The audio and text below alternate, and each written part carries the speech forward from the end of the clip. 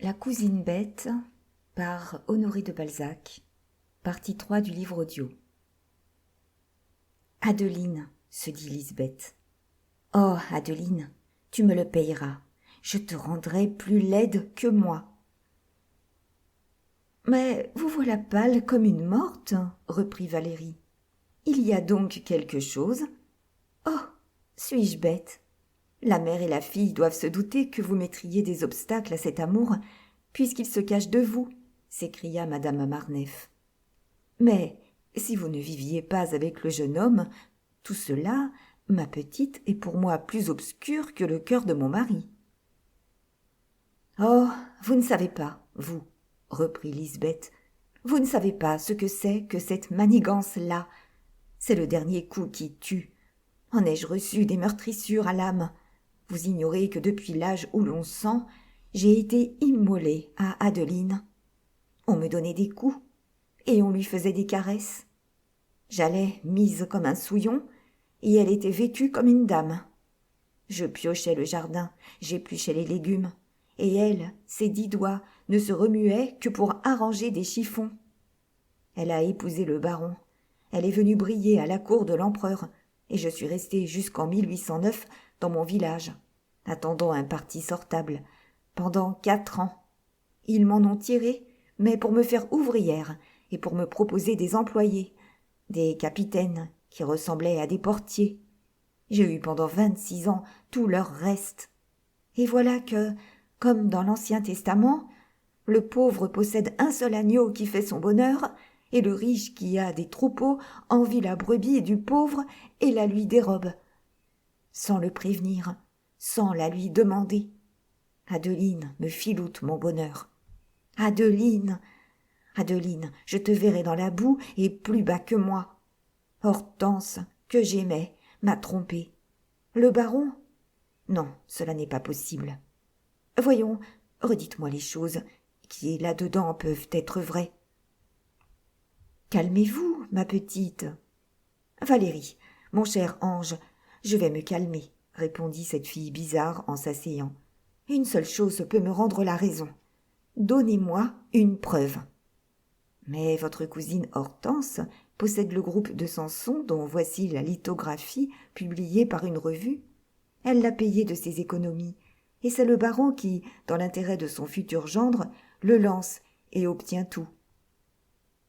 De l'eau, demanda Lisbeth, après avoir jeté les yeux sur la lithographie, au bas de laquelle elle lut « Groupe appartenant à mademoiselle Hulot d'Hervy ». De l'eau, ma tête brûle, je deviens folle. Madame Marneffe apporta de l'eau. La vieille fille ôta son bonnet, défit ses noirs cheveux et se mit la tête dans la cuvette que lui tint sa nouvelle amie. Elle s'y trempa le front à plusieurs reprises et arrêta l'inflammation commencée. Après cette immersion, elle retrouva tout son empire sur elle-même. « Pas un mot, dit-elle à madame Marneffe en s'essuyant. Pas un mot de tout ceci. Voyez, je suis tranquille et tout est oublié. Je pense à bien autre chose. » Elle sera demain à Charenton, c'est sûr, se dit madame Marneffe en regardant la Lorraine. Que faire? Reprit Lisbeth. Voyez-vous, mon petit ange, il faut se taire, courber la tête et aller à la tombe, comme l'eau va droite à la rivière. Que tenterai-je? Je voudrais réduire tout ce monde, Adeline, sa fille, le baron, en poussière. Mais que peut une parente pauvre contre toute une famille riche? Ce serait l'histoire du pot de terre contre le pot de fer. Oui, vous avez raison, répondit Valérie. Il faut seulement s'occuper de tirer le plus de foin à soie du râtelier. Voilà la vie à Paris. Et, dit Lisbeth, je mourrai promptement. Allez, si je perds cet enfant à qui je croyais toujours servir de mère, avec qui je comptais vivre toute ma vie. Elle eut des larmes dans les yeux et s'arrêta. Cette sensibilité, chez cette fille de soufre et de feu, fit frissonner madame Marneffe. « Eh bien, je vous trouve, dit-elle en prenant la main de Valérie. C'est une consolation dans ce grand malheur. Nous nous aimerons bien, et pourquoi nous quitterions-nous? Je n'irai jamais sur vos brisées. On ne m'aimera jamais, moi. Tous ceux qui voulaient de moi m'épousaient à cause de la protection de mon cousin. Avoir de l'énergie à escalader le paradis et l'employer à se procurer du pain, de l'eau, des guenilles et une mansarde. Ah, c'est là, ma petite, un martyr. J'y ai séché. Elle s'arrêta brusquement et plongea dans les yeux bleus de madame Marneffe un regard noir qui traversa l'âme de cette jolie femme, comme la lame d'un poignard lui eût traversé le cœur. « Et pourquoi parler ?» s'écria-t-elle en s'adressant un reproche à elle-même. « Ah, je n'en ai jamais tant dit, allez, la triche en reviendra à son maître !» ajouta-t-elle après une pause, en employant une expression du langage enfantin. « Comme vous dites sagement, aiguisons nos dents et tirons du râtelier le plus de foin possible. »« Vous avez raison, » dit madame Marneffe, que cette crise effrayait et qui ne se souvenait plus d'avoir émis cet apophthegme. « Je vous crois dans le vrai, ma petite. Allez, la vie n'est déjà pas si longue, il faut en tirer parti tant qu'on peut et employer les autres à son plaisir. J'en suis arrivée là, moi, si jeune. J'ai été élevée en enfant gâté. Mon père s'est marié par ambition et m'a presque oubliée, après avoir fait de moi son idole, après m'avoir élevée comme la fille d'une reine. Ma pauvre mère, qui me berçait des plus beaux rêves, est morte de chagrin en me voyant épouser un petit employé à 1200 francs, vieux et froid libertin à 39 ans, corrompu comme un bagne, et qui ne voyait en moi que ce qu'on voyait en vous, un instrument de fortune. Eh bien, j'ai fini par trouver que cet homme infâme est le meilleur des maris. En me préférant les sales guenons du coin de la rue, il me laisse libre. S'il prend tous ses appointements pour lui, jamais il ne me demande compte de la manière dont je me fais des revenus. » À son tour, elle s'arrêta, comme une femme qui se sent entraînée par le torrent de la confidence, et frappée de l'attention que lui prêtait Lisbeth, elle jugea nécessaire de s'assurer d'elle avant de lui livrer ses derniers secrets. « Voyez, ma petite, quelle est ma confiance en vous ?» reprit madame Marneffe, à qui Lisbeth répondit par un signe excessivement rassurant. « On jure souvent, par les yeux et par un mouvement de tête, plus solennellement qu'à la cour d'assises. »« J'ai tous les dehors de l'honnêteté, » reprit madame Marneffe en posant sa main sur la main de Lisbeth, comme pour en accepter la foi. « Je suis une femme mariée et je suis ma maîtresse, à tel point que le matin, en partant au ministère, s'il prend fantaisie à Marneffe de me dire adieu et qu'il trouve la porte de ma chambre fermée, il s'en va tout tranquillement. Il aime son enfant moins que je n'aime un des enfants en marbre qui joue au pied d'un des 2 fleuves aux Tuileries. Si je ne viens pas dîner, il dîne très bien avec la bonne, car la bonne est tout à monsieur, et tous les soirs, après le dîner, il sort pour ne rentrer qu'à minuit ou 1 heure. Malheureusement, depuis 1 an, me voilà sans femme de chambre, ce qui veut dire que, depuis 1 an, je suis veuve. Je n'ai eu qu'une passion, un bonheur. C'était un riche Brésilien parti depuis 1 an, ma seule faute. Il est allé vendre ses biens, tout réalisé pour pouvoir s'établir en France. Que trouvera-t-il de sa Valérie ? Un fumier. Bah, ce sera sa faute et non la mienne. Pourquoi tarde-t-il tant à revenir ? Peut-être aussi aura-t-il fait naufrage, comme ma vertu. « Adieu, ma petite, » dit brusquement Lisbeth. « Nous ne nous quitterons plus jamais. Je vous aime, je vous estime, je suis à vous. Mon cousin me tourmente pour que j'aille loger dans votre future maison, rue Vaneau. Je ne le voulais pas, car j'ai bien deviné la raison de cette nouvelle bonté. »« Tiens, vous m'auriez surveillée, je le sais bien, » dit madame Marneffe. « C'est bien là la raison de sa générosité, » répliqua Lisbeth. « À Paris, la moitié des bienfaits sont des spéculations, comme la moitié des ingratitudes sont des vengeances. Avec une parente pauvre, on agit comme avec les rats à qui l'on présente un morceau de lard. J'accepterai l'offre du baron, car cette maison m'est devenue odieuse. Ah, ça, nous avons assez d'esprit toutes les 2 pour savoir taire ce qui nous nuirait et dire ce qui doit être dit. Ainsi, pas d'indiscrétion et une amitié. »« À toute épreuve !» s'écria joyeusement madame Marneffe. heureuse d'avoir un porte-respect, un confident, une espèce de tante honnête. « Écoutez, le baron fait bien les choses, rue Vaneau. »« Je crois bien, » reprit Lisbeth. « Il en est à 30 000 francs. Je ne sais où il les a pris, par exemple, car Josépha, la cantatrice, l'avait saigné à blanc. Oh, vous êtes bien tombé, ajouta-t-elle. Le baron volerait pour celle qui tient son cœur entre deux petites mains blanches et satinées, comme les vôtres. » « Eh bien, reprit madame Marneffe, avec la sécurité des filles qui n'est que l'insouciance. Ma petite, dites donc, prenez de ce manège-ci tout ce qui pourra vous aller pour votre nouveau logement. Cette commode, cette armoire à glace, ce tapis, la tenture. » Les yeux de Lisbeth se dilatèrent par l'effet d'une joie insensée. Elle n'osait croire à un pareil cadeau.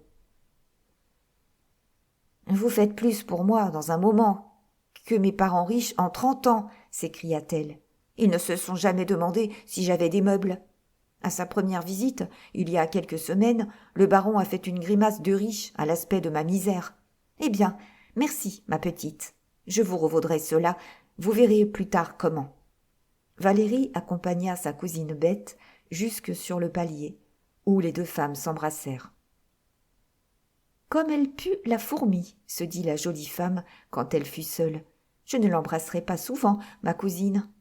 Cependant, prenons garde, il faut la ménager, elle me sera bien utile, elle me fera faire fortune. » En vraie créole de Paris, madame Marneffe abhorrait la peine. Elle avait la nonchalance des chattes qui ne courent et ne s'élancent que forcées par la nécessité. Pour elle, la vie devait être tout plaisir, et le plaisir devait être sans difficulté. Elle aimait les fleurs, pourvu qu'on les lui fît venir chez elle. Elle ne concevait pas une partie de spectacle sans une bonne loge tout à elle et une voiture pour s'y rendre. Ses goûts de courtisane, Valérie les tenait de sa mère, comblée par le général Montcornet pendant les séjours qu'il faisait à Paris et qui, pendant 20 ans, avait vu tout le monde à ses pieds. Qui, gaspilleuse, avait tout dissipé, tout mangé dans cette vie luxueuse dont le programme est perdu depuis la chute de Napoléon. Les grands de l'Empire ont égalé, dans leur folie, les grands seigneurs d'autrefois. Sous la Restauration, la noblesse s'est toujours souvenue d'avoir été battue et volée. Aussi, mettant à part 2 ou 3 exceptions, est-elle devenue économe, sage, prévoyante, enfin bourgeoise et sans grandeur. Depuis, 1830 a consommé l'œuvre de 1793. En France, désormais, on aura de grands noms, mais plus de grandes maisons, à moins de changements politiques difficiles à prévoir. Tout y prend le cachet de la personnalité. La fortune des plus sages est viagère. On y a détruit la famille.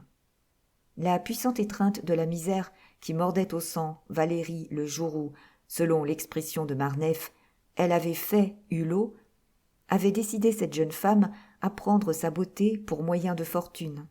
Aussi, depuis quelques jours éprouvait-elle le besoin d'avoir auprès d'elle, à l'instar de sa mère, une amie dévouée à qui l'on confie ce qu'on doit cacher à une femme de chambre, et qui peut agir, aller, venir, penser pour nous, une âme damnée, enfin, consentant à un partage inégal de la vie. Or, elle avait deviné, tout aussi bien que Lisbeth, les intentions dans lesquelles le baron voulait la lier avec la cousine Bette. Conseillée par la redoutable intelligence de la créole parisienne qui passe ses heures étendue sur un divan à promener la lanterne de son observation dans tous les coins obscurs des âmes, des sentiments et des intrigues, elle avait inventé de se faire un complice de l'espion. Probablement, cette terrible indiscrétion était préméditée. Elle avait reconnu le vrai caractère de cette ardente fille, passionnée avide, et voulait se l'attacher. Aussi, cette conversation ressemblait-elle à la pierre que le voyageur jette dans un gouffre pour s'en démontrer physiquement la profondeur. Et madame Marneffe avait eu peur en trouvant tout à la fois un Iago et un Richard III. Dans cette fille en apparence si faible, si humble et si peu redoutable. En un instant, la cousine Bette était redevenue elle-même. En un instant, ce caractère de Corse et de sauvage, ayant brisé les faibles attaches qui le courbaient, avait repris sa menaçante hauteur, comme un arbre s'échappe des mains de l'enfant qui l'a plié jusqu'à lui pour y voler des fruits verts. Pour quiconque observe le monde social, ce sera toujours un objet d'admiration que la plénitude, la perfection et la rapidité des conceptions chez les natures vierges. La virginité, comme toutes les monstruosités, a des richesses spéciales, des grandeurs absorbantes. La vie, dont les forces sont économisées, a pris chez l'individu vierge une qualité de résistance et de durée incalculables. Le cerveau s'est enrichi dans l'ensemble de ses facultés réservées. Lorsque les gens chastes ont besoin de leur corps ou de leur âme, qu'ils recourent à l'action ou à la pensée, ils trouvent alors de l'acier dans leurs muscles ou de la science infuse dans leur intelligence, une force diabolique ou la magie noire de la volonté. Sous ce rapport, la Vierge Marie, en ne la considérant pour un moment que comme un symbole, efface par sa grandeur tous les types hindous, égyptiens et grecs. La virginité, mère des grandes choses, Mania parens rerum, tient dans ses belles mains blanches la clé des mondes supérieurs. Enfin, cette grandiose et terrible exception mérite tous les honneurs que lui décerne l'Église catholique.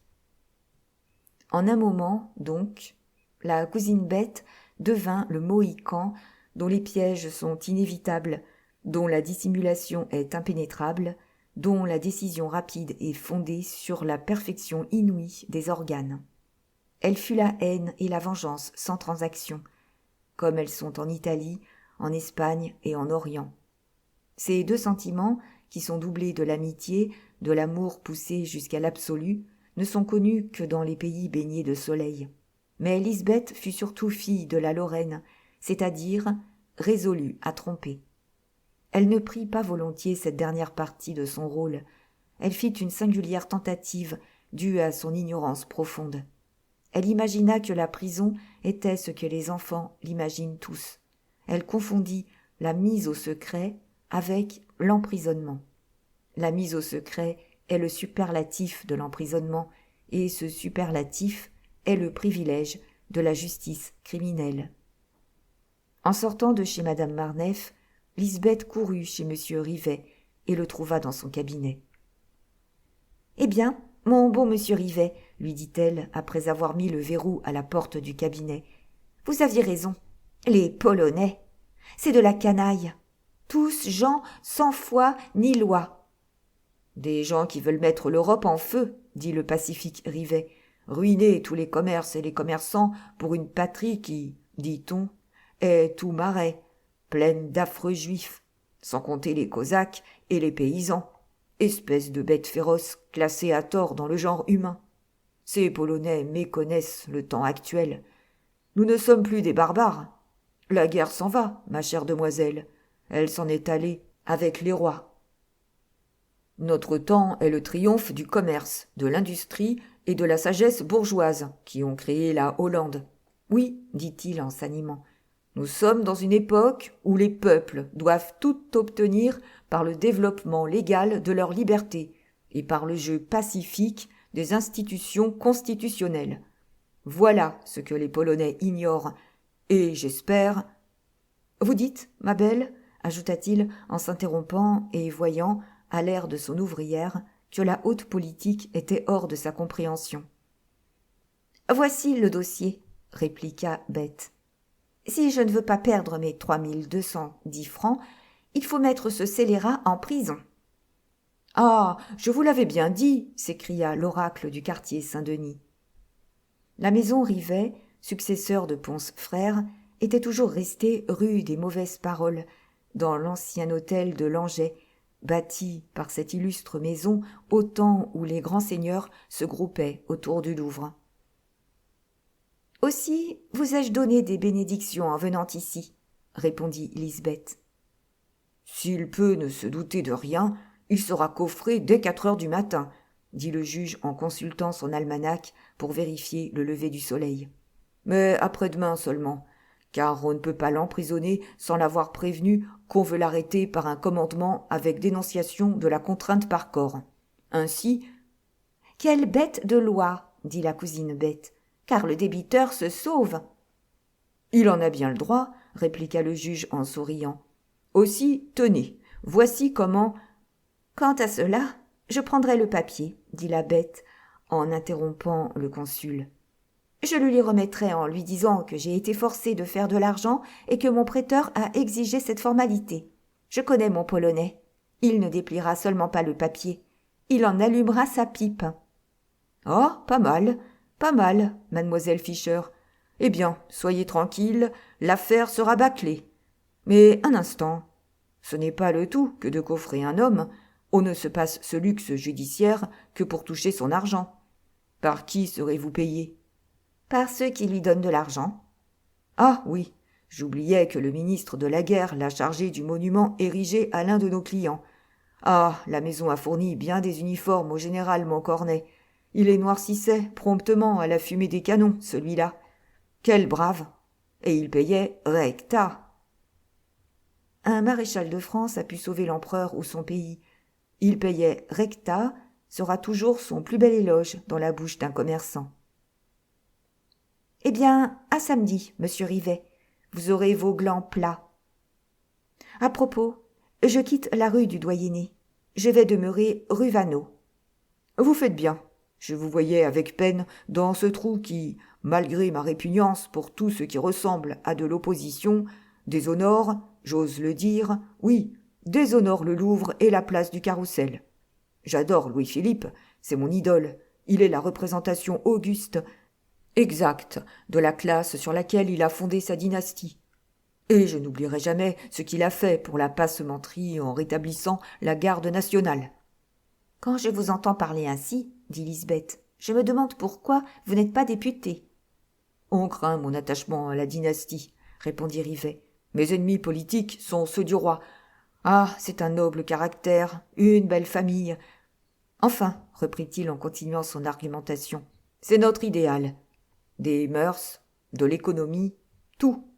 Mais la finition du Louvre est une des conditions auxquelles nous avons donné la couronne, et la liste civile, à qui l'on n'a pas fixé de terme, j'en conviens, nous laisse le cœur de Paris dans un état navrant. C'est parce que je suis juste milieu que je voudrais voir le juste milieu de Paris dans un autre état. Votre quartier fait frémir.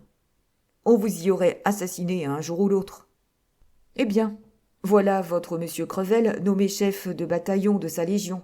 J'espère que c'est nous qui lui fournirons sa grosse épaulette. J'y dîne aujourd'hui, je vous l'enverrai. Lisbeth crut avoir à elle son livonien, en se flattant de couper toutes les communications entre le monde et lui. Ne travaillant plus, l'artiste serait oublié comme un homme enterré dans un caveau où seule elle irait le voir. Elle eut ainsi 2 jours de bonheur, car elle espéra donner des coups mortels à la baronne et à sa fille. Pour se rendre chez M. Crevel, qui demeurait rue de Sauceil, elle prit par le pont du Carrousel, le quai Voltaire, le quai d'Orsay, la rue Bellechasse, la rue de l'Université, le pont de la Concorde et l'avenue de Marigny.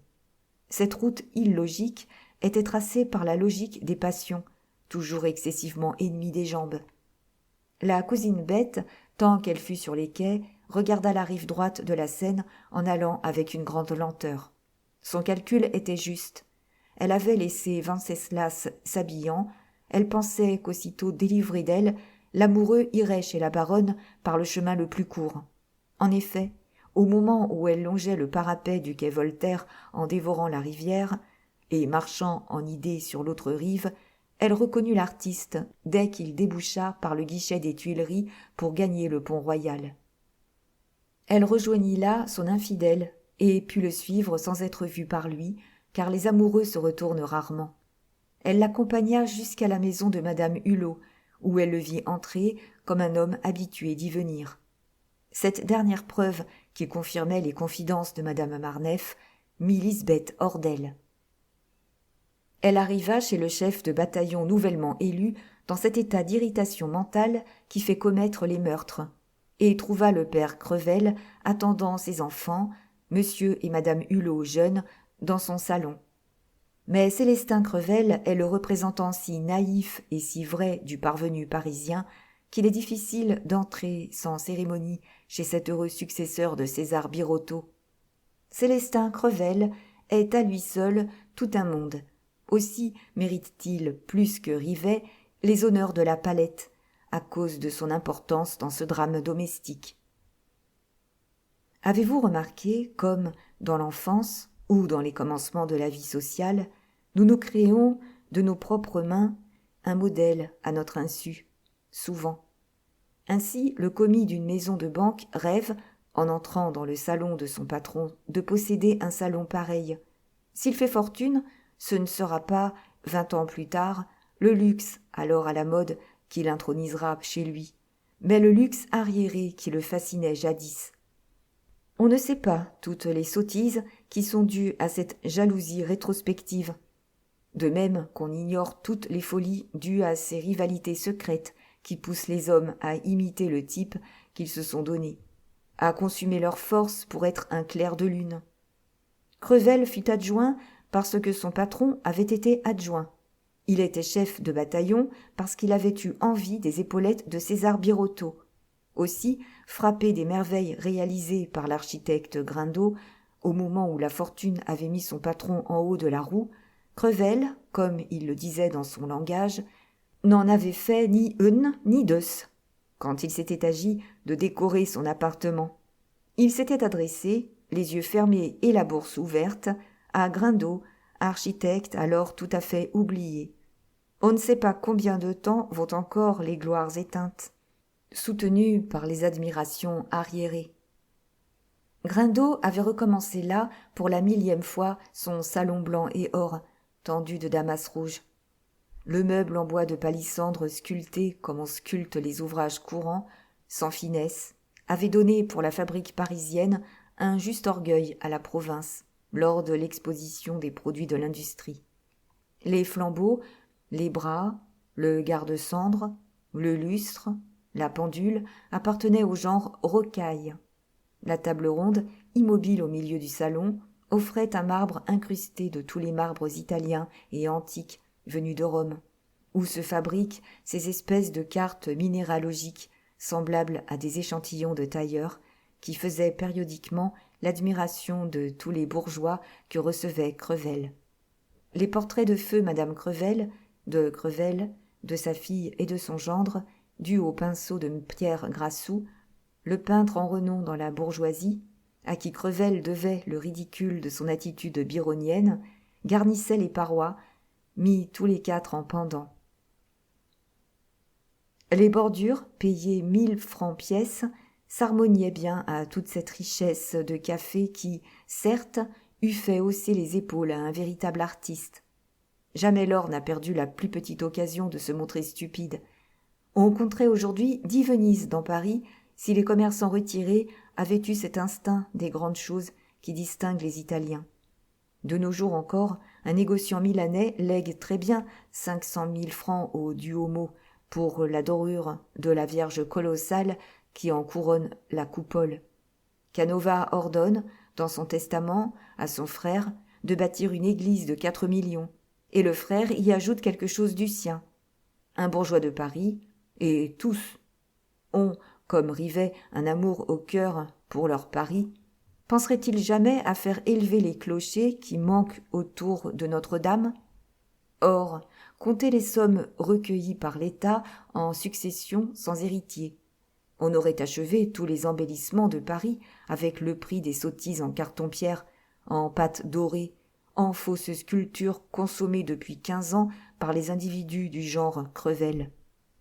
Au bout de ce salon se trouvait un magnifique cabinet meublé de tables et d'armoires en imitation de boules. La chambre à coucher, tout en perse, donnait également dans le salon.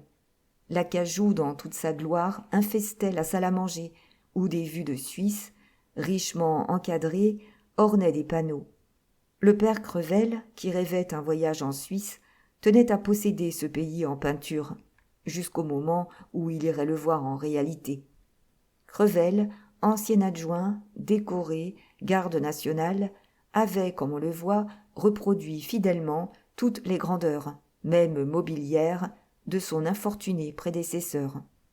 Là où, sous la Restauration, l'un était tombé, celui-ci, tout à fait oublié, s'était élevé, non par un singulier jeu de fortune, mais par la force des choses. Dans les révolutions comme dans les tempêtes maritimes, les valeurs solides vont au fond. Le flot met les choses légères à fleur d'eau. César Birotteau, royaliste et en faveur, envié, devint le point de mire de l'opposition bourgeoise, tandis que la triomphante bourgeoisie se représentait elle-même dans Crevel. Cet appartement, de 1000 écus de loyer, qui regorgeait de toutes les belles choses vulgaires que procure l'argent, prenait le premier étage d'un ancien hôtel, entre cour et jardin. Tout s'y trouvait conservé comme des coléoptères chez un entomologiste, car Crevel y demeurait très peu. Ce local somptueux constituait le domicile légal de l'ambitieux bourgeois. Servi là par une cuisinière et par un valet de chambre, il louait 2 domestiques de supplément, il faisait venir son dîner d'apparat de chez Chevet, quand il festoyait des amis politiques, des gens à éblouir, ou quand il recevait sa famille. Le siège de la véritable existence de Crevel, autrefois rue Notre-Dame de Lorette, chez mademoiselle Héloïse Bristou, était transféré, comme on l'a vu, rue Chauchat. Tous les matins, l'ancien négociant, tous les bourgeois retirés s'intitulent anciens négociants, passait 2 heures rue des Sauceilles pour y vaquer à ses affaires, et donnait le reste du temps à Zahir, ce qui tourmentait beaucoup Zahir. Orosmane Crevel avait un marché ferme avec mademoiselle Héloïse. Elle lui devait pour 500 francs de bonheur, tous les mois, sans report. Crevel payait d'ailleurs son dîner et tous les extras. Ce contrat à prime, car il faisait beaucoup de présents, paraissait économique à l'ex-amant de la célèbre cantatrice. Il disait à ce sujet aux négociants veufs, aimant trop leur fille, qu'il valait mieux avoir des chevaux loués au mois qu'une écurie à soi. Néanmoins, si l'on se rappelle la confidence du portier de la rue Chauchat au baron, Crevel n'évitait ni le cocher ni le groom. Crevel avait, comme on le voit, fait tourner son amour excessif pour sa fille au profit de ses plaisirs. L'immoralité de sa situation était justifiée par des raisons de haute morale. Puis l'ancien parfumeur tirait de cette vie nécessaire, vie débraillée, Régence, Pompadour, maréchal de Richelieu, etc., un vernis de supériorité. Crevel se posait en homme à vue large, en grand seigneur au petit pied, en homme généreux, sans étroitesse dans les idées. Le tout à raison d'environ 12 à 1500 francs par mois. Ce n'était pas l'effet d'une hypocrisie politique, mais un effet de vanité bourgeoise qui néanmoins arrivait au même résultat. À la bourse, Crevel passait pour être supérieur à son époque et surtout pour un bon vivant. En ceci, Crevel croyait avoir dépassé son bonhomme Birotteau de 100 coudées. « Eh bien, s'écria Crevel en entrant en colère à l'aspect de la cousine Bette, c'est donc vous qui mariez mademoiselle Hulot avec un jeune comte que vous avez élevé pour elle à la brochette ?»« On dirait que cela vous contrarie, » répondit Lisbeth en arrêtant sur Crevel un œil pénétrant. « Quel intérêt avez-vous donc à empêcher ma cousine de se marier ?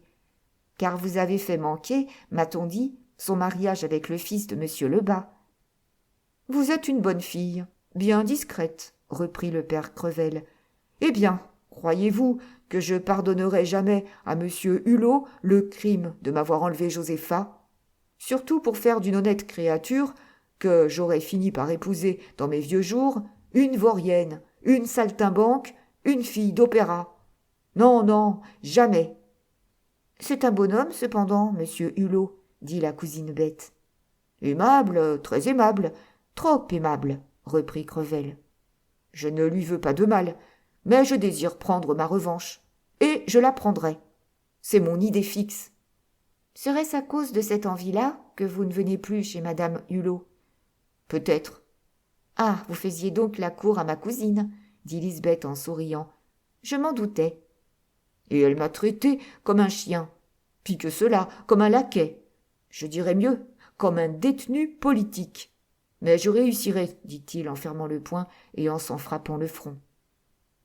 Pauvre homme, ce serait affreux de trouver sa femme en fraude après avoir été renvoyé par sa maîtresse.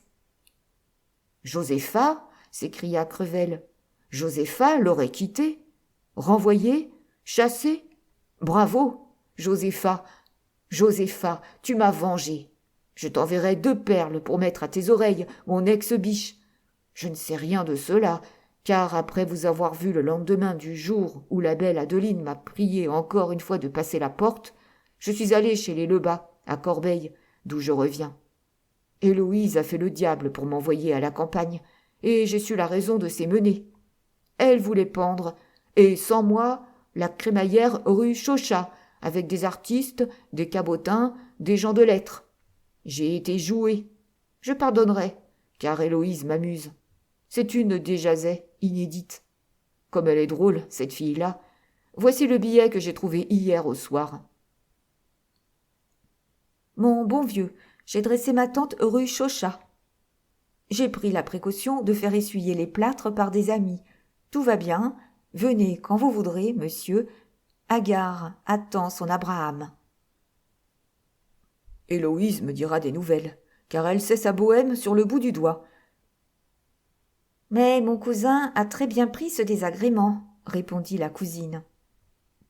Pas possible, dit Crevel en s'arrêtant dans sa marche semblable à celle d'un balancier de pendule. Monsieur Hulot est d'un certain âge, fit malicieusement observer Lisbeth. Je le connais, reprit Crevel, mais nous nous ressemblons sous un certain rapport. Hulot ne pourra pas se passer d'un attachement. Il est capable de revenir à sa femme, se dit-il. Ce serait de la nouveauté pour lui, mais adieu ma vengeance. Vous souriez, mademoiselle Fischer? Ah, vous savez quelque chose? Je ris de vos idées, répondit Lisbeth. Oui, ma cousine est encore assez belle pour inspirer des passions. Moi, je l'aimerais si j'étais homme. Qui a bu, boira, s'écria Crevel. Vous vous moquez de moi. Le baron aura trouvé quelque consolation.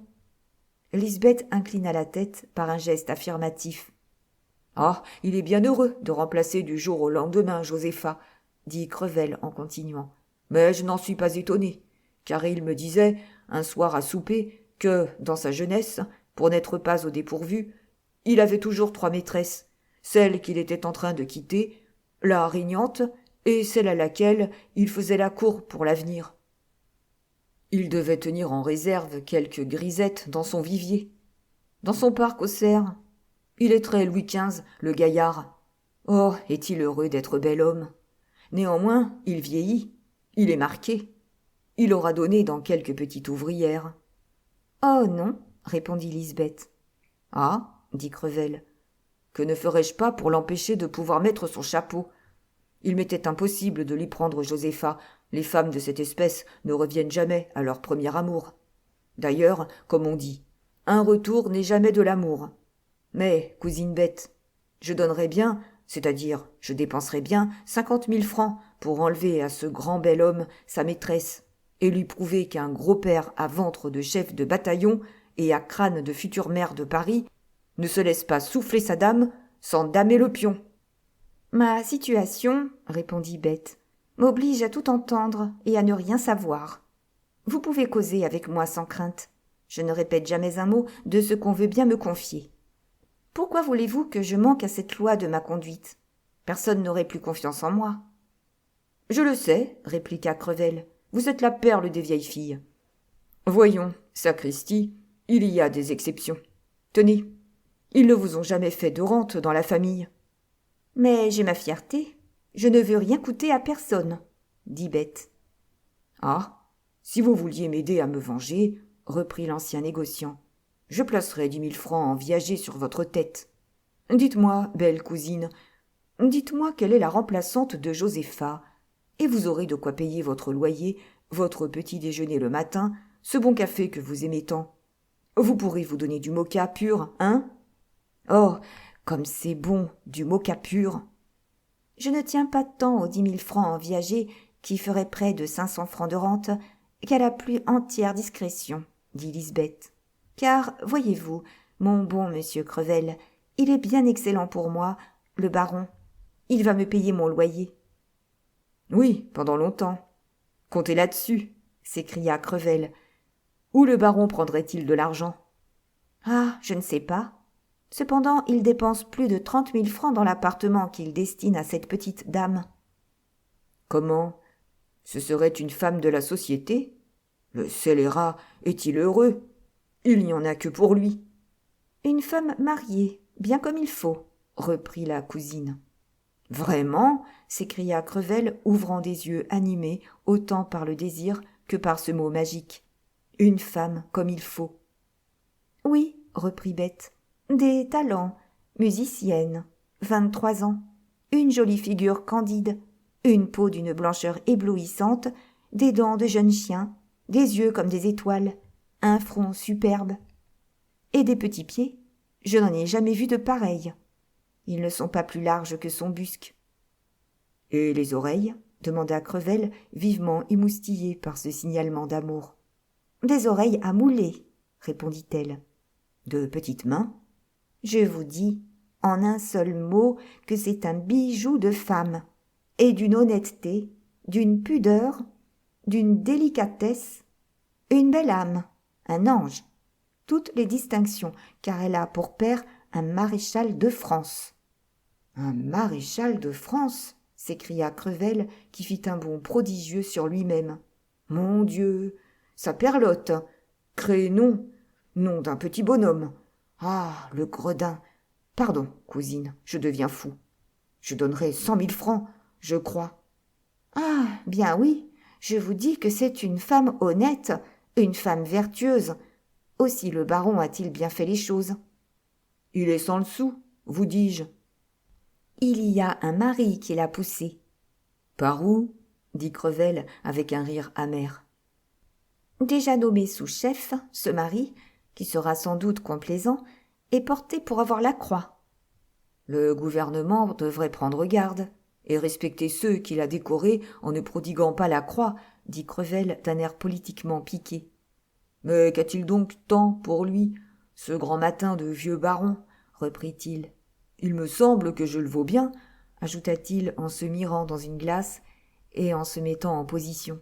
« Héloïse m'a souvent dit, dans le moment où les femmes ne mentent pas, que j'étais étonnant. »« Oh » répliqua la cousine, « les femmes aiment les hommes gros, ils sont presque tous bons. Et entre vous et le baron, moi je vous choisirais. Monsieur Hulot est spirituel, bel homme, il a de la tournure. Mais vous êtes solide, et puis tenez, vous paraissez encore plus mauvais sujet que lui. »« C'est incroyable comme toutes les femmes, même les dévotes, aiment les gens qui ont cet air-là, » s'écria Crevel en venant prendre la bête par la taille, tant il jubilait. « La difficulté n'est pas là, » dit la bête en continuant. « Vous comprenez qu'une femme qui trouve tant d'avantages ne fera pas d'infidélité à son protecteur pour des bagatelles, et cela coûterait plus de 100 et quelques mille francs, car la petite dame voit son mari chef de bureau dans 2 ans d'ici. C'est la misère qui pousse ce pauvre petit ange dans le gouffre. » Crevel se promenait de long en large, comme un furieux, dans son salon.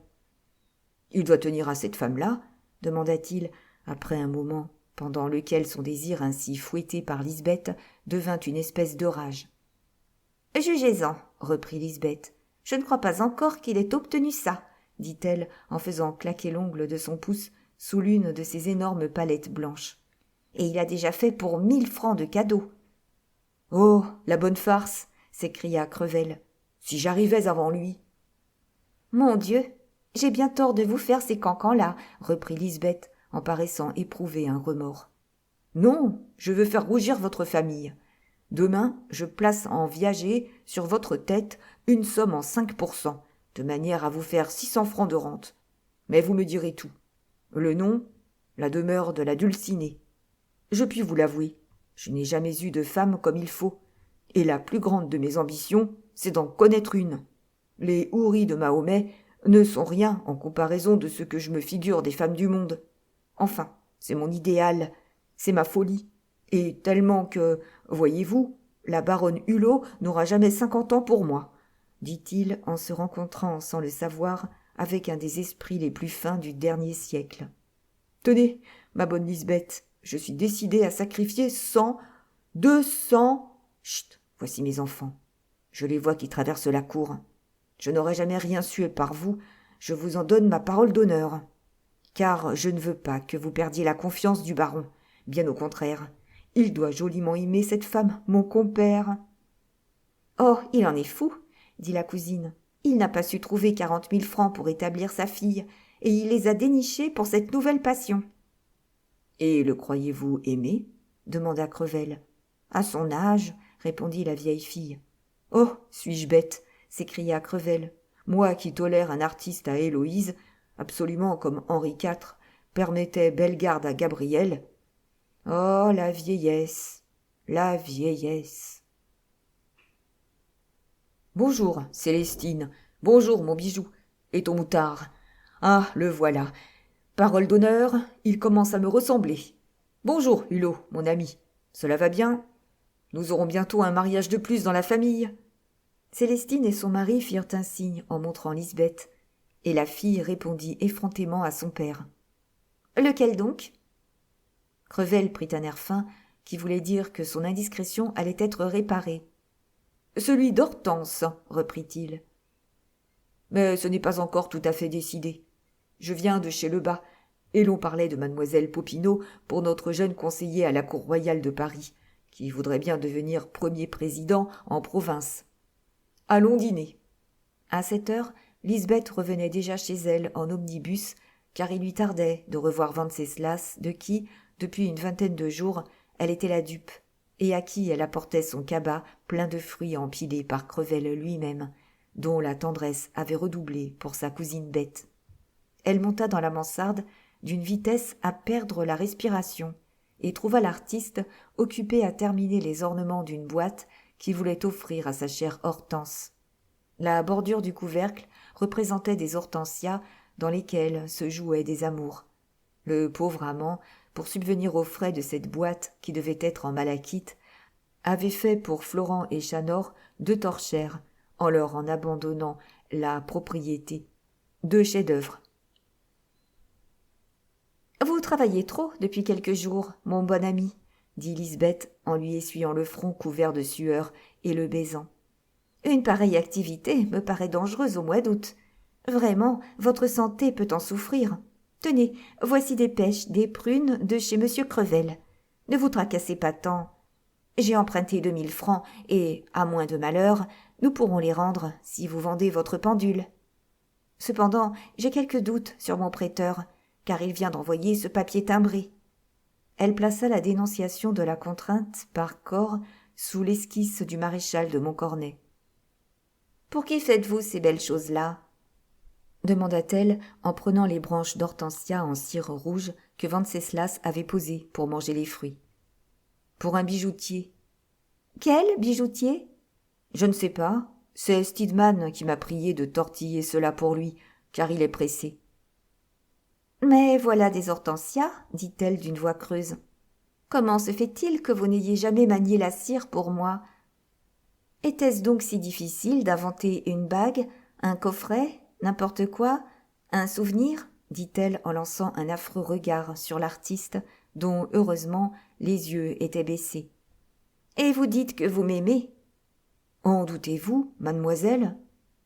Oh, que voilà un mademoiselle bien chaud. Tenez, vous avez été mon unique pensée depuis que je vous ai vu mourant, là. Quand je vous ai sauvé, vous vous êtes donné à moi. Je ne vous ai jamais parlé de cet engagement, mais je me suis engagée envers moi-même, moi. Je me suis dit, puisque ce garçon se donne à moi, je veux le rendre heureux et riche. Eh bien, j'ai réussi à faire votre fortune. »« Et comment ?» demanda le pauvre artiste, au comble du bonheur et trop naïf pour soupçonner un piège.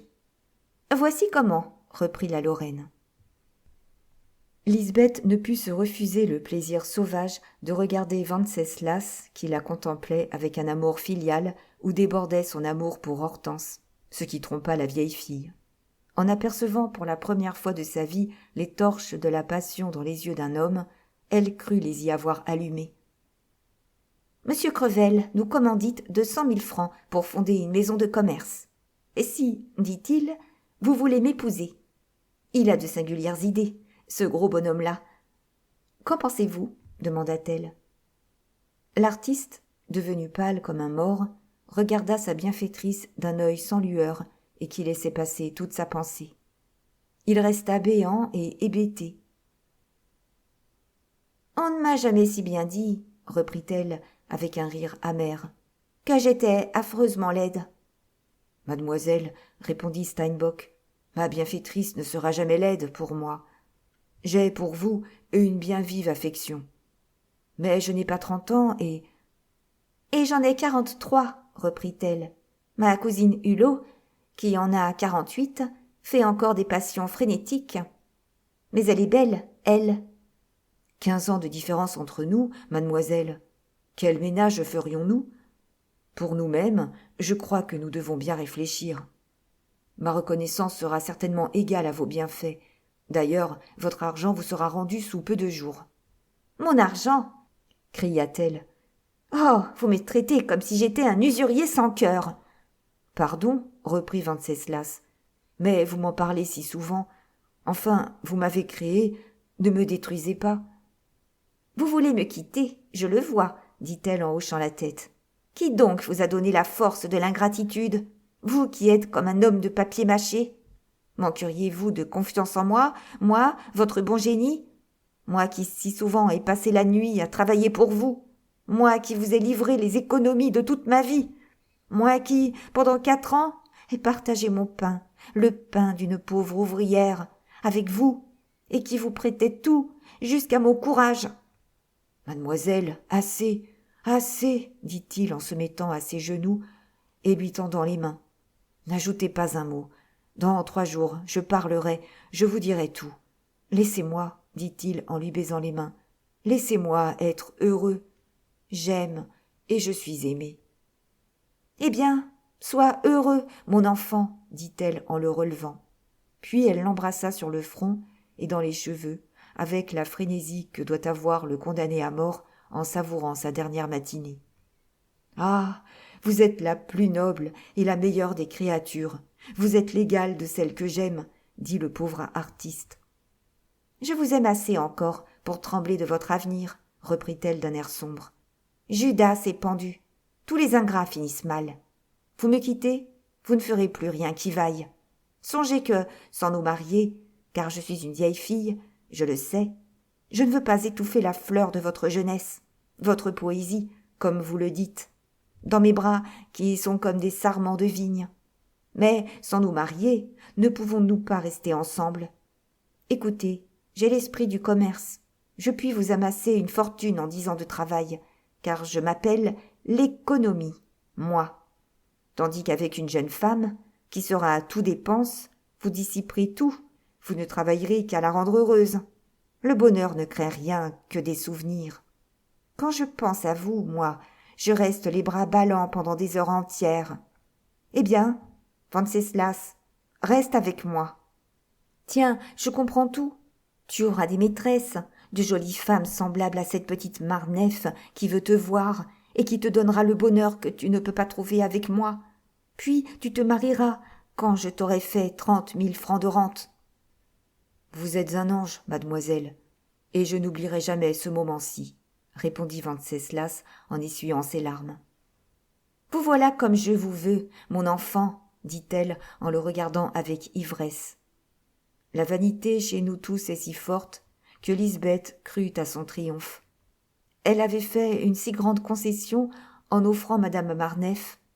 Elle éprouva la plus vive émotion de sa vie. Elle sentit pour la première fois la joie inondant son cœur. Pour retrouver une seconde heure pareille, elle eût vendu son âme au diable. « Je suis engagé, » répondit-il, « et j'aime une femme contre laquelle aucune autre ne peut prévaloir. Mais vous êtes et vous serez toujours la mère que j'ai perdue. » Ce mot versa comme une avalanche de neige sur ce cratère flamboyant.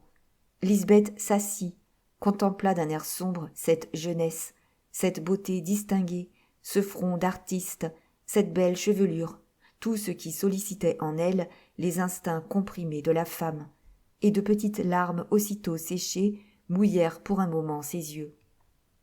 Elle ressemblait à ces grêles statues que les tailleurs d'images du Moyen-Âge ont assises sur des tombeaux. « Je ne te maudis pas, toi, » dit-elle en se levant brusquement. Tu n'es qu'un enfant. Que Dieu te protège. Elle descendit et s'enferma dans son appartement. Elle-même, se dit Venceslas, la pauvre créature, a-t-elle été chaudement éloquente? Elle est folle. Ce dernier effort de la nature sèche et positive pour garder avec elle cette image de la beauté, de la poésie, avait eu tant de violence qu'il ne peut se comparer qu'à la sauvage énergie du naufragé essayant sa dernière tentative pour atteindre à la grève. Le surlendemain, à 4h30 du matin, au moment où le comte Steinbock dormait du plus profond sommeil, il entendit frapper à la porte de sa mansarde. Il alla ouvrir et vit entrer 2 hommes mal vêtus, accompagnés d'un troisième, dont l'habillement annonçait un huissier malheureux. « Vous êtes monsieur Venceslas, comte Steinbock ?» lui dit ce dernier. « Oui, monsieur. »« Je me nomme Grasset, monsieur, successeur de monsieur Louchard, garde du commerce. »« Eh bien, vous êtes arrêté, monsieur. Il faut nous suivre à la prison de Clichy. Veuillez vous habiller. Nous y avons mis des formes, comme vous voyez. Je n'ai point pris de garde municipale. Il y a un fiacre en bas. »« Vous êtes emballé proprement, dit un des recors. Aussi comptons-nous sur votre générosité. » Steinbock s'habilla, descendit l'escalier, tenu sous chaque bras par un recors. Il fut mis en fiacre. Le cocher partit sans ordre, et en homme qui sait où aller. En une demi-heure, le pauvre étranger se trouva bien et dûment écroué, sans avoir fait une réclamation. Tant était grande sa surprise. À 10h, il fut demandé au greffe de la prison, et il y trouva Lisbeth qui, tout en pleurs, lui donna de l'argent afin de bien vivre et de se procurer une chambre assez vaste pour pouvoir y travailler. « Mon enfant, lui dit-elle, ne parlez de votre arrestation à personne. N'écrivez à Anne qui vive, cela tuerait votre avenir. Il faut cacher cette flétrissure.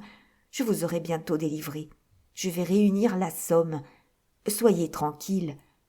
Écrivez-moi ce que je dois vous apporter pour vos travaux.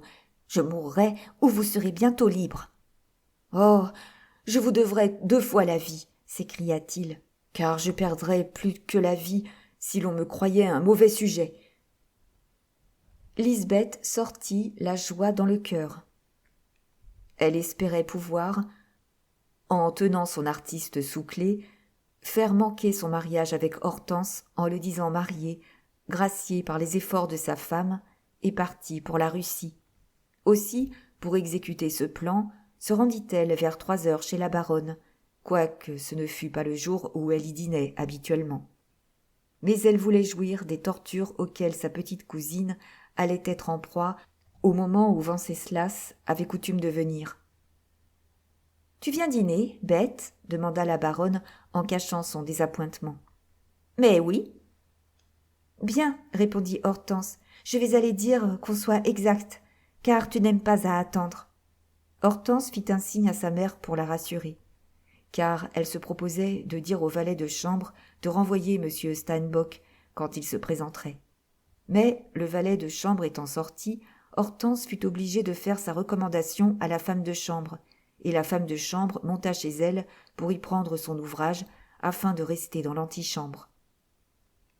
« Et mon amoureux, dit la cousine bête à Hortense quand elle fut revenue, vous ne m'en parlez plus. »« À propos, que devient-il » dit Hortense. « Car il est célèbre. Tu dois être contente, ajouta-t-elle à l'oreille de sa cousine. On ne parle que de monsieur Venceslas Steinbock. »« Beaucoup trop, répondit-elle à haute voix. Monsieur se dérange. S'il ne s'agissait que de le charmer au point de l'emporter sur les plaisirs de Paris, je connais mon pouvoir. Mais on dit que, pour s'attacher à un pareil artiste, l'empereur Nicolas lui fait grâce. »« Ah bah, répondit la baronne. »« Comment sais-tu cela ?» demanda Hortense, qui fut prise comme d'une crampe au cœur. « Mais, reprit l'atroce bête, une personne à qui il appartient par les liens les plus sacrés, sa femme, le lui a écrit hier. Il veut partir. Ah, il serait bien bête de quitter la France pour la Russie. Hortense regarda sa mère en laissant sa tête aller de côté. La baronne n'eut que le temps de prendre sa fille évanouie, blanche comme la dentelle de son fichu. « Lisbeth, tu m'as tué ma fille !» cria la baronne. « Tu es née pour notre malheur !»« Ah ça, quelle est ma faute en ceci, Adeline ?» demanda la Lorraine en se levant et prenant une attitude menaçante à laquelle, dans son trouble, la baronne ne fit aucune attention. « J'ai tort, » répondit Adeline en soutenant Hortense. « Sonne !»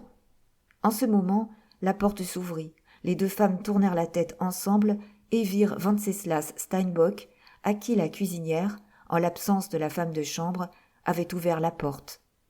« Hortense !» cria l'artiste, qui bondit jusqu'au groupe formé par les trois femmes. Et il embrassa sa prétendue au front, sous les yeux de la mère, mais si pieusement que la baronne ne s'en fâcha point. C'était contre l'évanouissement un sel meilleur que tous les sels anglais. Hortense ouvrit les yeux, vit Wenceslas, et ses couleurs revinrent. Un instant après, elle se trouva tout à fait remise. « Voilà donc ce que vous me cachiez, » dit la cousine bête en souriant à Wenceslas et en paraissant deviner la vérité d'après la confusion des deux cousines. « Comment vas-tu voler mon amoureux ?» dit-elle à Hortense en l'emmenant dans le jardin. Hortense raconta naïvement le roman de son amour à sa cousine. Sa mère et son père, persuadés que la bête ne se marierait jamais, avaient, dit-elle, autorisé les visites du comte Steinbock. Seulement, Hortense, en Agnès de Haute-Futaie, mit sur le compte du hasard l'acquisition du groupe et l'arrivée de l'auteur qui, selon elle, avait voulu savoir le nom de son premier acquéreur. Steinbock vint aussitôt retrouver les deux cousines pour remercier avec effusion la vieille fille de sa prompte délivrance. Lisbeth répondit jésuitiquement à Wenceslas que le créancier ne lui ayant fait que de vagues promesses, elle ne comptait l'aller délivrer que le lendemain et que leur prêteur, honteux d'une ignoble persécution, avait sans doute pris les devants. La vieille fille, d'ailleurs, parut heureuse et félicita Wenceslas sur son bonheur. « Méchant enfant !» lui dit-elle devant Hortense et sa mère. « Si vous m'aviez, avant-hier soir, avoué que vous aimiez ma cousine Hortense et que vous en étiez aimée, vous m'auriez évité bien des larmes. Je croyais que vous abandonniez votre vieille amie, votre institutrice, tandis qu'au contraire, vous allez être mon cousin. Désormais, vous m'appartiendrez par des liens, faibles, il est vrai, mais qui suffisent au sentiment que je vous ai voué. » Et elle embrassa Wenceslas au front. Hortense se jeta dans les bras de sa cousine et fondit en larmes. « Je te dois mon bonheur, » lui dit-elle. « Je ne l'oublierai jamais. » « Cousine bête, » reprit la baronne en embrassant Lisbeth, pendant l'ivresse où elle était de voir les choses si bien arrangées. « Le baron et moi, nous avons une dette envers toi. Nous la quitterons. Viens causer d'affaires dans le jardin, » dit-elle en l'emmenant. Lisbeth joua donc en apparence le rôle du bon ange de la famille. Elle se voyait adorée de Crevel, de Hulot, d'Adeline et d'Hortense. « Nous voulons que tu ne travailles plus, » dit la baronne. « En supposant que tu puisses gagner 40 sous par jour, les dimanches exceptés, cela fait 600 francs par an. Eh bien, à quelle somme montent tes économies ? » 4 500 francs. « Pauvre cousine, » dit la baronne. Elle leva les yeux au ciel, tant elle se sentait attendrie, en pensant à toutes les peines et aux privations que supposait cette somme, amassée en 30 ans. Lisbeth, qui se méprit au sens de cette exclamation, y vit le dédain moqueur de la parvenue, et sa haine acquit une dose formidable de fiel, au moment même où sa cousine abandonnait toutes ses défiances envers le tyran de son enfance. « Nous augmenterons cette somme de 10 500 francs, » reprit Adeline. « Nous placerons le tout en ton nom comme usufruitière, et au nom d'Hortense comme nue propriétaire. Tu posséderas ainsi 600 francs de rente. » Lisbeth parut être au comble du bonheur. Quand elle revint, son mouchoir sur les yeux et occupée à étancher des larmes de joie, Hortense lui raconta toutes les faveurs qui pleuvaient sur Wenceslas, le bien-aimé de toute la famille. Au moment où le baron rentra, Il trouva donc sa famille au complet, car la baronne avait officiellement salué le comte de Steinbock du nom de fils et fixé, sous la réserve de l'approbation de son mari, le mariage à quinzaine. Aussi, dès qu'il se montra dans le salon, le conseiller d'État fut-il entouré par sa femme et par sa fille, qui coururent au-devant de lui, l'une pour lui parler à l'oreille et l'autre pour l'embrasser. « Vous êtes allée trop loin en m'engageant ainsi, madame, » dit sévèrement le baron. « Ce mariage n'est pas fait, » dit-il en jetant un regard sur Steinbock qu'il vit pâlir. Le malheureux artiste se dit « Il connaît mon arrestation. »« Venez, enfant, » ajouta le père en emmenant sa fille et le futur dans le jardin.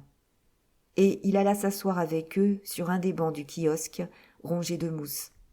« Monsieur le comte, aimez-vous ma fille autant que j'aimais sa mère ?»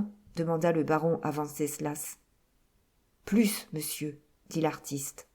« La mère était la fille d'un paysan et n'avait pas un liard de fortune. »« Donnez-moi mademoiselle Hortense telle que la voilà, sans trousseau même. »« Je vous crois bien, » dit le baron en souriant. « Hortense est la fille du baron Hulot d'Ervy, conseiller d'État, directeur à la guerre, grand officier de la Légion d'honneur, frère du comte Hulot, dont la gloire est immortelle et qui sera sous peu maréchal de France. Et elle a une dot. »« C'est vrai, » dit l'amoureux artiste. « Je parais avoir de l'ambition, mais ma chère Hortense serait la fille d'un ouvrier que je l'épouserais. »« Voilà ce que je voulais savoir, » reprit le baron. « Va-t'en, Hortense, laisse-moi causer avec monsieur le comte. Tu vois qu'il t'aime bien sincèrement. »« Oh, mon père, je savais bien que vous plaisantiez, » répondit l'heureuse fille. « Mon cher Steinbock, » dit le baron avec une grâce infinie de diction et un grand charme de manière quand il fut seul avec l'artiste. « J'ai constitué à mon fils 200 000 francs de dot, desquels le pauvre garçon n'a pas touché 2 liards. Il n'en aura jamais rien. La dot de ma fille sera de 200 000 francs que vous reconnaîtrez avoir reçus. »« Oui, monsieur le baron. »« Comme vous y allez, dit le conseiller d'État, veuillez m'écouter. On ne peut pas demander à un gendre le dévouement qu'on est en droit d'attendre d'un fils. Mon fils savait tout ce que je pouvais faire et ce que je ferais pour son avenir. Il sera ministre. Il trouvera facilement ses 200 000 francs. Quant à vous, jeune homme, c'est autre chose. Vous recevrez 60 000 francs en une inscription, 5% sur le grand-livre, au nom de votre femme. Cet avoir sera grevé d'une petite rente à faire à Lisbeth. Mais elle ne vivra pas longtemps. Elle est poitrinaire, je le sais. Ne dites ce secret à personne. Que la pauvre fille meure en paix. Ma fille aura un trousseau de 20 000 francs. Sa mère y met pour 6 000 francs de ses diamants. « Monsieur, vous me comblez, » dit Steinbock, stupéfait. « Quant aux 120 000 francs restants, cessez, monsieur, dit l'artiste. Je ne veux que ma chère Hortense. Voulez-vous m'écouter, bouillant jeune homme? Quant aux 120 000 francs, je ne les ai pas. Mais vous les recevrez. Monsieur, vous les recevrez du gouvernement, en commande, que je vous obtiendrai. Je vous en donne ma parole d'honneur. Vous voyez, vous allez avoir un atelier au dépôt des marbres. Exposez quelques belles statues, je vous ferai entrer à l'Institut. On a, en haut lieu, de la bienveillance pour mon frère et pour moi. J'espère donc réussir en demandant pour vous des travaux de sculpture à Versailles, pour un quart de la somme. Enfin, vous recevrez quelques commandes de la ville de Paris, vous en aurez de la chambre des pairs, vous en aurez, mon cher, tant et tant que vous serez obligé de prendre des aides. C'est ainsi que je m'acquitterai. Voyez si la dot ainsi payée vous convient. Consultez vos forces. Je me sens la force de faire la fortune de ma femme à moi seul, si tout cela manquait, dit le noble artiste. Voilà ce que j'aime, s'écria le baron, la belle jeunesse ne doutant de rien. J'aurais culbuté des armées pour une femme. Allons, dit-il, en prenant la main du jeune sculpteur et y frappant, vous avez mon consentement.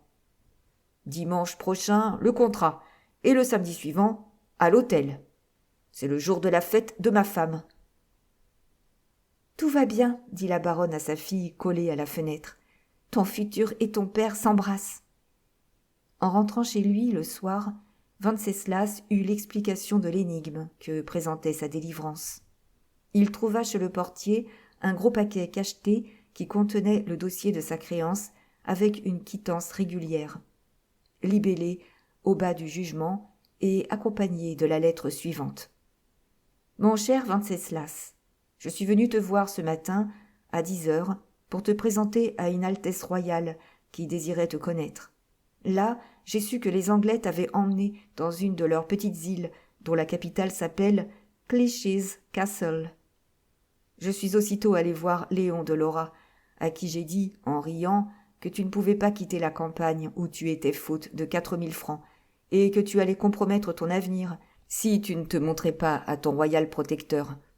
Brideau, cet homme de génie qui a connu la misère et qui sait ton histoire, était là par bonheur. Mon fils, à eux deux, ils ont fait la somme. Et je suis allé payer pour toi le bédouin qui a commis un crime de lèse-génie en te coffrant. Comme je devais être aux Tuileries à midi, je n'ai pas pu te voir humant l'air libre. Je te sais gentilhomme, j'ai répondu de toi à mes 2 amis. Mais va les voir demain. Léon et Brideau ne voudront pas de ton argent. Ils te demanderont chacun un groupe, et ils auront raison.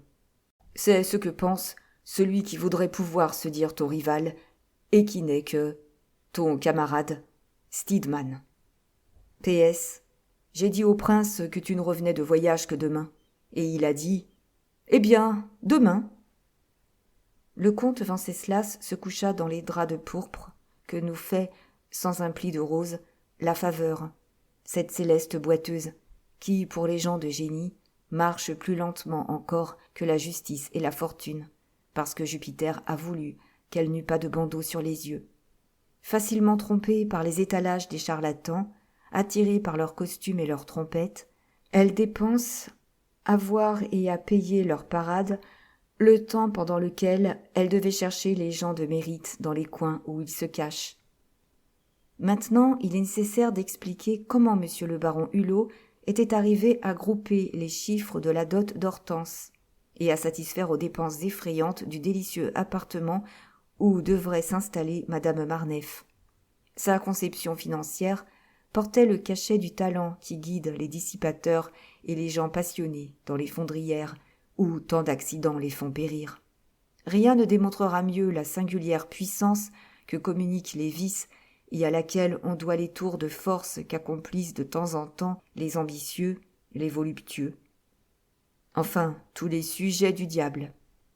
La veille au matin, un vieillard, Johann Fischer, faute de payer 30 000 francs encaissés par son neveu, se voyait dans la nécessité de déposer son bilan si le baron ne les lui remettait pas. Ce digne vieillard, aux cheveux blancs, âgé de 70 ans, avait une confiance tellement aveugle en Hulot, qui, pour ce bonapartiste, était une émanation du soleil napoléonien, qu'il se promenait tranquillement avec le garçon de la banque dans l'antichambre du petit rez-de-chaussée de 800 francs de loyer, où il dirigeait ses diverses entreprises de grain et de fourrage. « Marguerite est allée prendre les fonds à 2 pas d'ici, » lui disait-il. L'homme, vêtu de gris et galonné d'argent, connaissait si bien la probité du vieil Alsacien qu'il voulait lui laisser ses 30 000 francs de billets, mais le vieillard le forçait de rester en lui objectant que 8 heures n'étaient pas sonnées.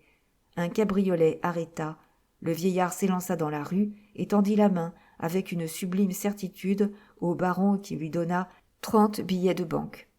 « Allez à 3 portes plus loin, je vous dirai pourquoi, » dit le vieux Fischer. « Voici, jeune homme, » dit le vieillard en revenant compter le papier au représentant de la banque qui l'escorta jusqu'à la porte.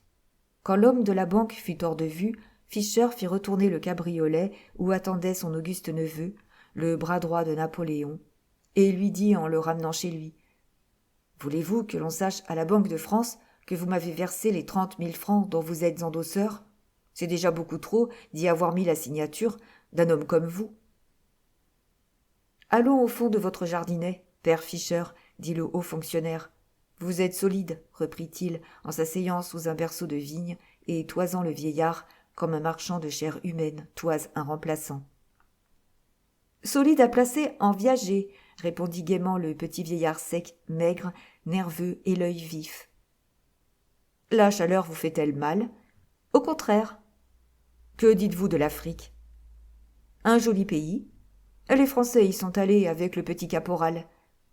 Il s'agit, pour nous sauver tous, dit le baron, d'aller en Algérie. Et mes affaires? Un employé de la guerre qui prend sa retraite et qui n'a pas de quoi vivre vous achète votre maison de commerce. Que faire en Algérie? Fournir les vivres de la guerre, grains et fourrages. J'ai votre commission signée. Vous trouverez vos fournitures dans le pays, à 70% au-dessous des prix auxquels nous vous en tiendrons compte. Qui me les livrera? Les razzias, la chour, les califats. Il y a dans l'Algérie, pays encore peu connu, quoique nous y soyons depuis 8 ans, énormément de grains et de fourrages. Or, quand ces denrées appartiennent aux Arabes, nous les leur prenons sous une foule de prétextes. Puis, quand elles sont à nous, les Arabes s'efforcent de les reprendre. On combat beaucoup pour le grain, mais on ne sait jamais au juste les quantités qu'on a volées de part et d'autre. On n'a pas le temps, en rase campagne, de compter les blés par hectolitre, comme à la halle, et les foins comme à la rue d'enfer. Les chefs arabes, aussi bien que nos spahis, préférant l'argent, vendent alors ces denrées à très bas prix. L'administration de la guerre, elle, a des besoins fixes. Elle passe des marchés à des prix exorbitants, calculés sur la difficulté de se procurer des vivres, sur les dangers que courent les transports. Voilà l'Algérie au point de vue vivrier. C'est un gâchis tempéré par la bouteille à l'encre de toute administration naissante. Nous ne pouvons pas y voir clair avant une dizaine d'années, nous autres administrateurs, mais les particuliers ont de bons yeux. Donc, je vous envoie y faire votre fortune. Je vous y mets, comme Napoléon mettait un maréchal pauvre à la tête d'un royaume où l'on pouvait protéger secrètement la contrebande. Je suis ruiné, mon cher Fischer. Il me faut 100 000 francs dans 1 an d'ici.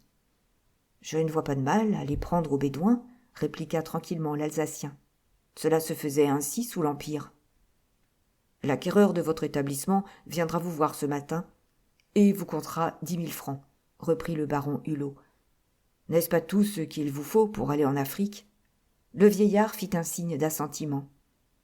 Quant au fond, là-bas, soyez tranquille, reprit le baron. Je toucherai le reste du prix de votre établissement d'ici. J'en ai besoin. Tout est à vous, même mon sang, dit le vieillard. Oh, ne craignez rien, reprit le baron en croyant à son oncle plus de perspicacité qu'il n'en avait. Quant à nos affaires d'Achour, votre probité n'en souffrira pas. Tout dépend de l'autorité. Or, c'est moi qui ai placé là-bas l'autorité. Je suis sûr d'elle. Ceci, papa Fischer, est un secret de vie et de mort. Je vous connais. Je vous ai parlé sans détour ni circonlocution. On ira, dit le vieillard. Et cela durera 2 ans. Vous aurez 100 000 francs à vous pour vivre heureux dans les Vosges. Il sera fait comme vous voulez. Mon honneur est le vôtre, dit tranquillement le petit vieillard. Voilà comment j'aime les hommes. Cependant, vous ne partirez pas sans avoir vu votre petite nièce heureuse et mariée. Elle sera comtesse. La chour, la razzia des razzias et le prix donné par l'employé pour la maison Fischer ne pouvaient pas fournir immédiatement 60 000 francs pour la dot d'Hortense, y compris le trousseau, qui coûterait environ 5 000 francs, et les 40 000 francs dépensés ou à dépenser pour madame Marneffe. Enfin, où le baron avait-il pris les 30 000 francs qu'il venait d'apporter? Voici comment. Quelques jours auparavant, Hulot était allé se faire assurer pour une somme de 150 000 francs et pour 3 ans par 2 compagnies d'assurance sur la vie. Muni de la police d'assurance dont la prime était payée, il avait tenu ce langage à monsieur le baron de Nuncingen, pair de France, dans la voiture duquel il se trouvait, au sortir d'une séance de la chambre des pairs, en retournant dîner avec lui. « Baron, j'ai besoin de 70 000 francs, et je vous les demande. Vous prendrez un prête-nom à qui je délèguerai pour 3 ans la quotité engageable de mes appointements. Elle monte à 25 000 francs par an. C'est 75 000 francs. Vous me direz, vous pouvez mourir. » Le baron fit un signe d'assentiment. « Voici une police d'assurance de 150 000 francs qui vous sera transférée jusqu'à concurrence de 80 000 francs, répondit le baron en tirant un papier de sa poche. Et si vous êtes destitué, dit le baron millionnaire, en riant. L'autre baron, anti-millionnaire, devint soucieux. Rassurez-vous, je ne vous ai fait l'objection que Pierre fût vers apercevoir que j'ai quelque mérite à vous donner la somme. Vous êtes donc bien chaîné, car la banque a votre signature. Je marie ma fille, dit le baron Hulot, et je suis sans fortune, comme tous ceux qui continuent à faire de l'administration, par une ingrate époque où jamais 500 bourgeois assis sur des banquettes ne sauront récompenser largement les gens dévoués, comme le faisait l'empereur. Allons. Fut à fait est Josépha, reprit le père de France. Ce qui explique tout. Entre nous, la duc des filles fut arrêtée un fier service en vue aux dents cette ainsi-là de décis votre pierce. J'agonie ces malires et j'y sais compatir, ajouta-t-il en croyant réciter un vers français. Écoutez, ein conseil, ami.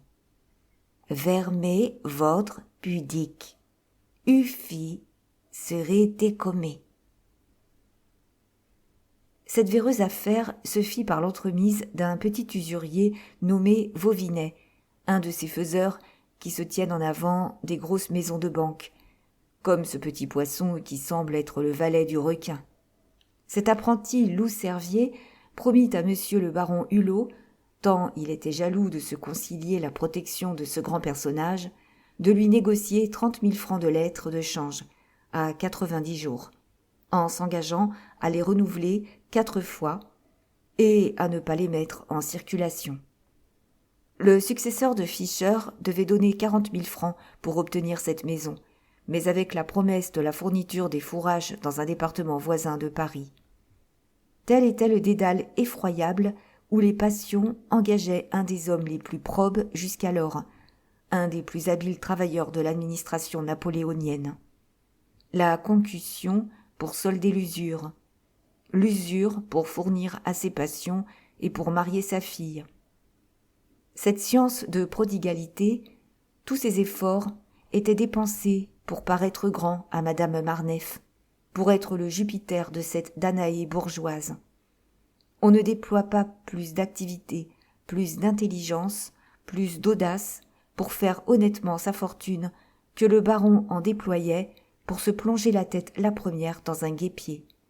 Il suffisait aux affaires de sa division, il pressait les tapissiers, il voyait les ouvriers, il vérifiait minutieusement les plus petits détails du ménage de la rue Vaneau. Tout entier à madame Marneffe, il allait encore aux séances des chambres, il se multipliait et sa famille ni personne ne s'apercevait de ses préoccupations. Adeline, stupéfaite de savoir son oncle sauvé, de voir une dot figurée au contrat, éprouvait une sorte d'inquiétude au milieu du bonheur que lui causait le mariage d'Hortense accompli dans des conditions si honorables. Mais la veille du mariage de sa fille, combinée par le baron pour coïncider avec le jour où madame Marneffe prenait possession de son appartement rue Vaneau, Hector fit cesser l'étonnement de sa femme par cette communication ministérielle. « Adeline, voici notre fille mariée. Ainsi toutes nos angoisses à ce sujet sont terminées. Le moment est venu pour nous de nous retirer du monde, car maintenant, à peine resterai-je 3 années en place. J'achèverai le temps voulu pour prendre ma retraite. Pourquoi continuerions-nous des dépenses désormais inutiles ? Notre appartement nous coûte 6 000 francs de loyer. Nous avons 4 domestiques. Nous mangeons 30 000 francs par an. Si tu veux que je remplisse mes engagements, car j'ai délégué mes appointements pour 3 années en échange des sommes nécessaires à l'établissement d'Hortense et à l'échéance de ton oncle. »« Ah, tu as bien fait, mon ami, dit-elle en interrompant son mari et lui baisant les mains. Cet aveu mettait fin aux craintes d'Adeline. « J'ai quelques petits sacrifices à te demander, reprit-il en dégageant ses mains et déposant un baiser au front de sa femme. On m'a trouvé, rue Plumet, au premier étage, un fort bel appartement, digne, orné de magnifiques boiseries, qui ne coûte que 1500 francs, où tu n'auras besoin que d'une femme de chambre pour toi, et où je me contenterai, moi, d'un petit domestique. Oui, mon ami. En tenant notre maison avec simplicité, tout en conservant les apparences, tu ne dépenseras guère que 6000 francs par an, ma dépense particulière, exceptée, dont je me charge. La généreuse femme sauta toute heureuse au cou de son mari. « Quel bonheur de pouvoir te montrer de nouveau combien je t'aime !» s'écria-t-elle. « Et quel homme de ressources tu es !» Nous recevrons une fois notre famille par semaine, et je dîne, comme tu sais, rarement chez moi. Tu peux, sans te compromettre, aller dîner 2 fois par semaine chez Victorin et 2 fois chez Hortense. Or, comme je crois pouvoir opérer un complet raccommodement entre Crevel et nous dînerons 1 fois par semaine chez lui. Ces 5 dîners et le nôtre rempliront la semaine en supposant quelques invitations en dehors de la famille. « Je te ferai des économies, » dit Adeline. « Ah !» s'écria-t-il, « tu es la perle des femmes. »« Mon bon et divin Hector, je te bénirai jusqu'à mon dernier soupir, » répondit-elle, « car tu as bien marié notre chère Hortense. » Ce fut ainsi que commença l'amoindrissement de la maison de la belle Madame Hulot et, disons-le, son abandon solennellement promis à Madame Marneffe.